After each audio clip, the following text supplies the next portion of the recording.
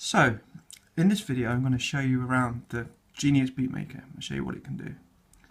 So when you load it, it loads into this screen here with some drum pads in it. And you'll notice that these sounds are, well, they're from a Lindrum. That's a Lindrum kick, snare, hi-hat, etc. The clave. Now obviously this is just, these pads are really just a way to hear your drum, hear what the drums sound like, maybe to trigger some custom samples that you've recorded, but we'll get to that.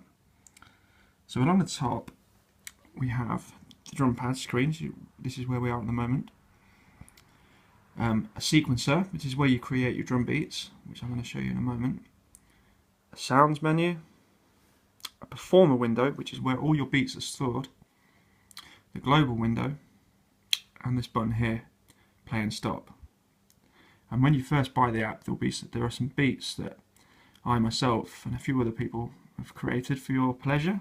This is one. And all the sounds that are playing are top quality wave files of actual, recordings from these instruments, from Roland TR-808, TR-909, and a Lindrum.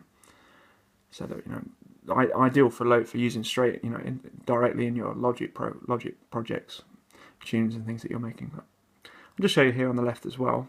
There's the help button, which should be your first port of call if you're unsure of what to do in a screen. So it tells you what's happening.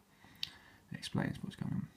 So anyway, for now, I'm going to show you first of all the performer window. This is where all the beats are stored. So here we are. And each one of these circles represents a drum beat that's a bar in length.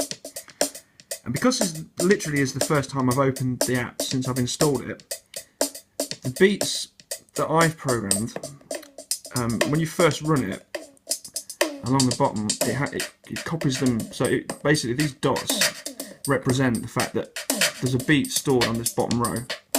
So after the first time you run it, you'll have to tap along these, and then inside the app, it's copying my beats that I've created into the main project folder. But you'll only have to do that once, and you'll notice it. You got this one. That means there's 14. There's 14 beats that I've created there. I'll play just a couple. So this is the first one. Let's go. That one's got some delay effects happening.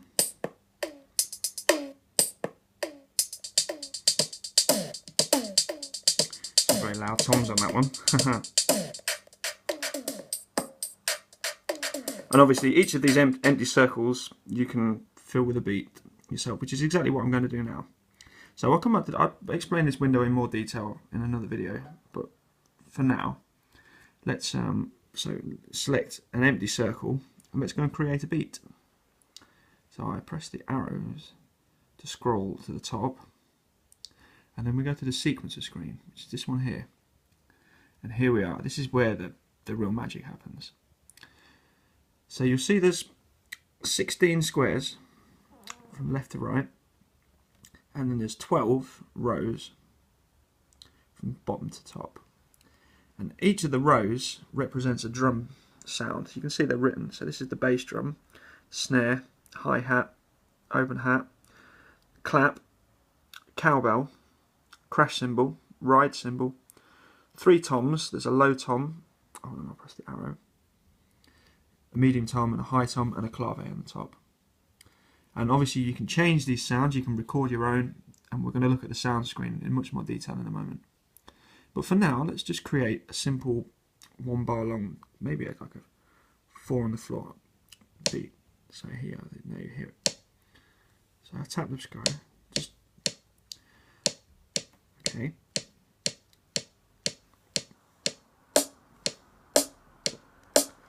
So that's the kick and the snare drum, the bass drum and the snare drum playing. And also, let me explain how to change. You can add drums with different volumes, different velocities. And to do that, you put your finger on the square, keep it held down, and as you drag up and down, without letting go, you see that the square changes colour. And after a while, it becomes quite a natural, quite an easy thing to do. and you'll hear that.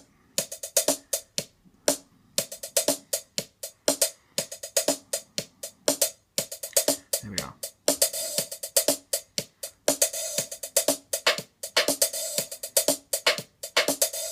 And to remove the square, you simply tap it again.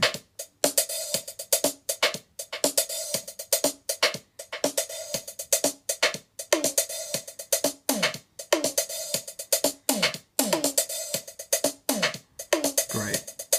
So already you can see here, in literally a few seconds, we've created quite a reasonable little beat pattern actually. I quite like that. And now, there's different ways of saving it. You can press the save button down here.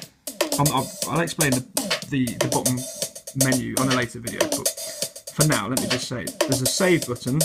And there's a revert button. And the revert button will remove everything. We'll go back to the last previous save that we've had. So let's press save for now. But also, if I go to another screen, then it will save everything that you've just done on that beat. And now if I go to the performer window, you'll see now that beat is stored there on that circle.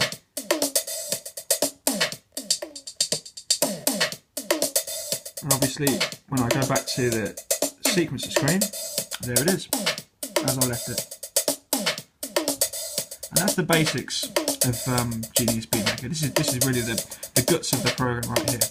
But in the next video, I'm going to explain how to change the sounds, and also I'm going to go through some of the other windows in the next video. This video is just to show you how to get started.